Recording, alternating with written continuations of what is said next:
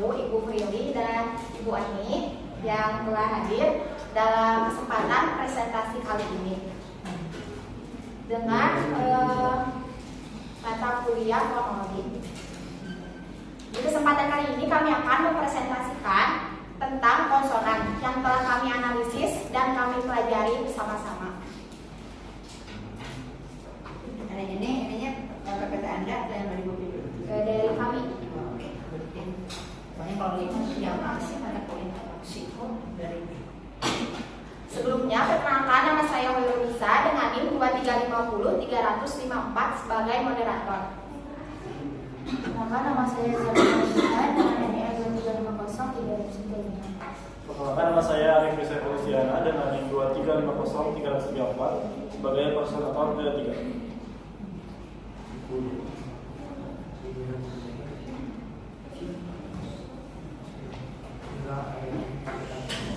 Selanjutnya, materi pertama akan dipaparkan oleh saya, presentator pertama. Bisa pakai petunjuk. Nah, di sini ada konsonan terdiri dari tiga konsep dan tiga seperti Pakar. yang tiga pakar dari KBBI. Konsonan adalah bunyi bahasa yang dihasilkan dengan menghambat aliran udara pada salah satu tempat di saluran udara di atas kutis. Lalu yang kedua ada dari Keram tahun 1984 halaman 35. Konsonan adalah bunyi ujaran terhadap yang terjadi karena udara yang keluar dari paru-paru mendapat halangan. Lalu yang ketiga Sajaah pada tahun 2013 halaman 126. Konsonan adalah getaran selaput udara yang mendapatkan halangan. Selaput suara.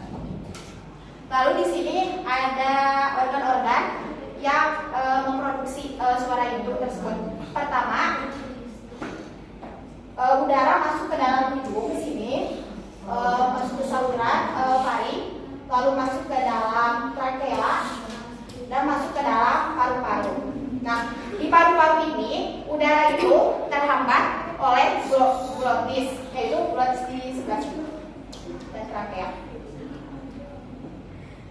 Lalu di sini ada menurut Kementerian Pendidikan dan Kebudayaan dari PUPI, huruf konsonan itu terdiri dari 21 huruf, yaitu ada B, C, D, F, G, H, J, K, L, M, N, P, Q, R, S, T, V, W, X, Y, dan Z. Nah, kalau huruf Q dan X digunakan khusus untuk keperluan ilmu. Contohnya seperti Al-Quran, Iqra, Qari'ah, Segona, Senologsia, dan Silokal. Jadi huruf X pada posisi awal dibaca S. Lalu di sini ada contoh penggunaan huruf pada konsonan, yaitu B dengan posisi awal B itu bahasa, dengan posisi tengahnya sebut, jadi B-nya itu ada di tengah. Lalu yang terakhir ada adab. Lalu yang C, cakap, dengan posisi tengahnya kaca, dan posisi terakhirnya tidak ada karena huruf C itu tidak bisa berada di akhir kalimat. Lalu D, dua, dan posisi tengahnya ada, posisi akhirnya abad. Lalu F, fakir, dengan posisi tengah kapan, dan posisi akhirnya maaf. Lalu G, guna, posisi tengahnya 3 dan posisi akhir budel, dan seterusnya. Lalu selanjutnya akan dijelaskan oleh Ebza sebagai presentator kedua.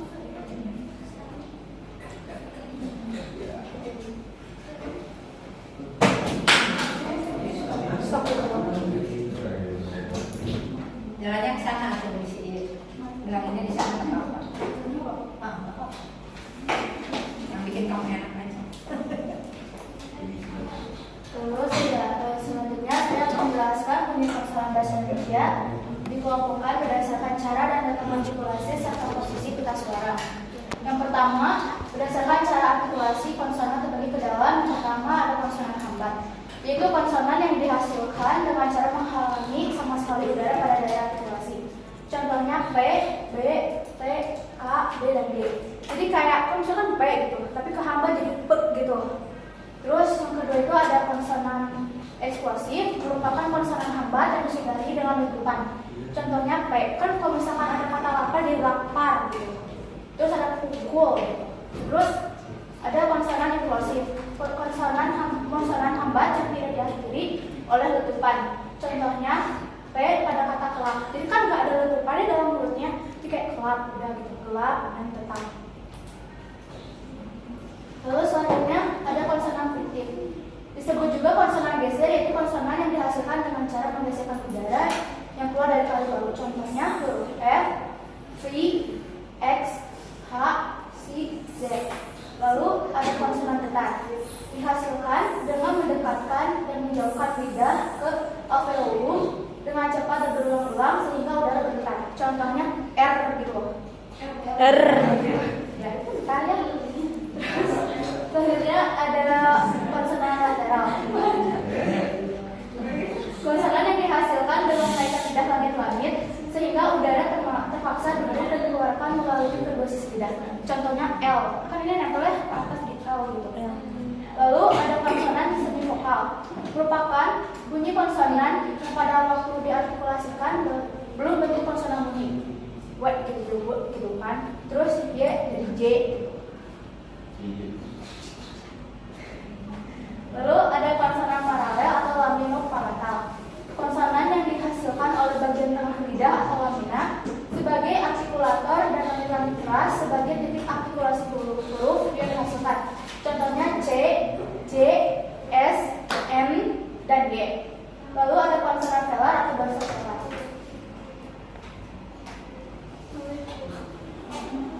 Konsonan yang dihasilkan oleh belakang lidah sebagai artikulator dan langit-langit lembut atau velum sebagai titik artikulasi huruf yang dihasilkannya. Yang pertama ada K, lalu G, lalu X, dan M.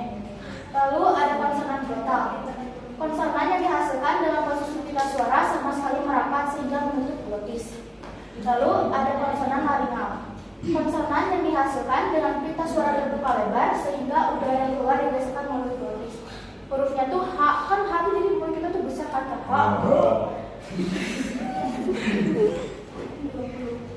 Lalu selanjutnya akan dijelaskan oleh sebagai presentasi. Baik teman-teman, saya lanjutkan materi selanjutnya. Jadi ada di konsonan berdasarkan letak artikulasi dibagi menjadi 3. Ada konsonan bilabial, labiodental, dan konsonan apikodental. Konsonan bilabial itu konsonan yang dihasilkan dengan mempertemukan kedua bibir, jadi kedua antara bibir atas dengan bibir bawah ketemu. Huruf yang dihasilkan ada P, B, M, dan W. Lalu yang kedua konsonan labiodental. Konsonan labiodental yaitu konsonan yang dihasilkan oleh gigi atas dan bibir bawah bertemu. Huruf yang dihasilkan F, V. Lalu yang terakhir ada konsonan apikodental, yaitu konsonan yang dihasilkan antara ujung lidah dan daerah gigi bertemu. Huruf yang dihasilkan S, Z, R, dan L. Lanjut. Poin ketiga ada konsonan berdasarkan pita suara. Dibagi menjadi 2, ada yang konsonan bersuara dan juga konsonan tidak bersuara. Konsonan bersuara yaitu konsonan yang terjadi saat udara keluar dari rongga udara yang menggetarkan pita suara. Huruf yang dihasilkannya ada M, B, V, M, D, R, J, G, dan R. R besar. Lalu yang kedua ada konsonan tidak bersuara, yaitu konsonan yang terjadi saat udara yang keluar dari mulut tidak menggetarkan pita suara. Huruf yang dihasilkan P, T, C, dan K.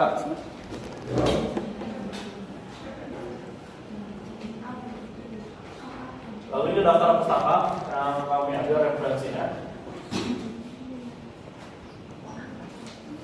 Selanjutnya dikembalikan kepada moderator.